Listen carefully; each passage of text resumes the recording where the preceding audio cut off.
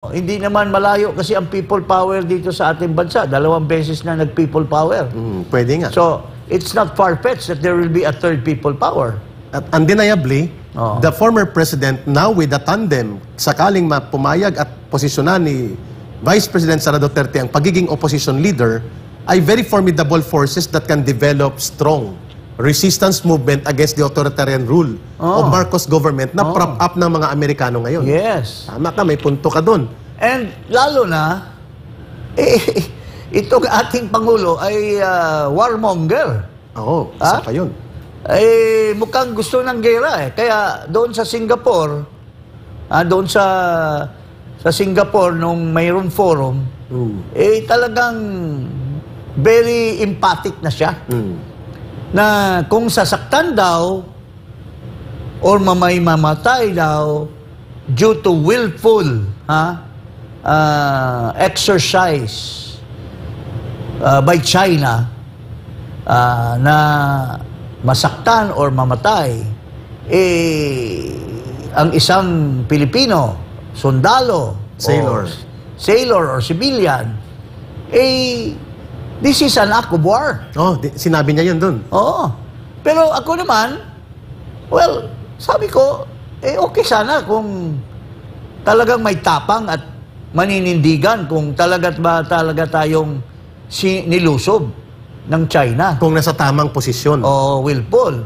At ito nga, nagkabanggaan, sinasabi nilang willful, so, palagay natin, sinasabi niya, act of war. O bakit hindi na siya mag-declare ng gera? Baka hindi pa pinayagan ng kanyang boss na mga, na si Biden tsaka ng US government. Para ipairal mo, Marcos, na talagang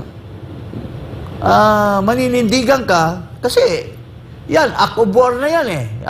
According sa definition ni Marcos Jr. Yes. Na kapag may nasaktan o may inatake, siya naman ang magde-decide yan kung anong act of war for him eh. Yes. Kung ganun nga, sige nga, dalhin mo na yan mga sinasabi mo. Para rin matest natin, mga kababayan, kung igigera nga natin ang China, base sa kanyang pananalita, kung talaga bang gigerahin ng Amerika ang China. Kasi mayroon tayong Mutual Defense Treaty. I challenge the Americans, if Marcos will initiate a war of aggression against China because may nasaktan tayo, may naputol ang daliri, kaya ba natin? O kung hindi natin kaya, re-rescue ba ang Amerikano? Is the American government, American troops willing to really have an all-out war with China? Ayun ang malaking katanungan. Kasi proxy lang tayo eh. Di ba? Tama ka. Kasi mahirap yung parati tayong, alam mo mga kababayan, parating nasa takot natin sa loob natin. Kasi tinatawag ni Marcos parati, gera. Sino bang mapinsala sa gera kundi ang ating mga kababayan in any eventuality? Congressman Jeng, may tanong tungkol dyan. Kaninang umaga, nagpalabas ng kanyang statement. Isa ito sa nire-respeto ng mga former officers ng Armed Forces of the Philippines.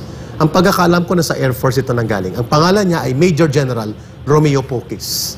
Ang sabi niya, tayo mismo ang naghahanap ng isang kabaliwang digmaan. Ang to that literal, hindi naman literal, pero yung context ng kanyang sinasabi sa Facebook, papunta tayo sa isang digmaang kabaliwan. At kawawa dito ang taong bayan.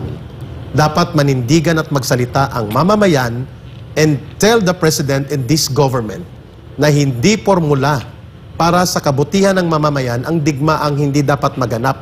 Sapagkat ito'y digmaan na, sabi mo nga, proxy war ito ng Amerika sa China at tayo ang gagamiting mga pangbala sa kanyon. Bubuhusan nila tayo kunwari ng bomba na nagagamitin, missiles, bala, pero ultimately, ang primary target of attack, hindi Amerika, kundi tayo ang mag-suffer. Parang nakakatawa nga ito kay Eric eh. Parang sinasabi ng Amerika, sugod. Yun nga, yun nga. O, tulad nung sa Scarborough Shoal. Sugod kayo. O, tapos, sige, pumayag ng China, mag-alisan. Hindi naman umalis ang China, pero ginoyo tayo ng Amerika. Sa Trillanes formula ito. Tapos, ito naman, sugod kayo ng sugod. Papadalan kayo namin ng mga wherewithal, mga armas. Pero, sabi ng mga Amerikano, as early as Secretary Kissinger, yung mga iba pang wag tayo makipaggera diyan. Yeah. Ginugoyo tayo. Even si Secretary itong Egoy, Lloyd Austin. He was interviewed in Singapore. Sa Singapore. Anong sabi ni Austin? No, we cannot. Nag-alangan siya eh. We cannot.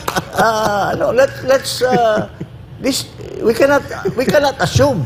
Let's look at the proper perspective. Unlike this president of ours, gera tayo. Pagka sinaktan tayo, gera na. Ito ngayon, pagkakataon mo, sir. Marcos, pagkakataon mo po. Sige nga, may art of war, act of war na. Base sa definition mo, na naputol yung kamay. Sinaktan yung ating mga sailors. Ating mga sundalo. Mga Navy pala yun eh.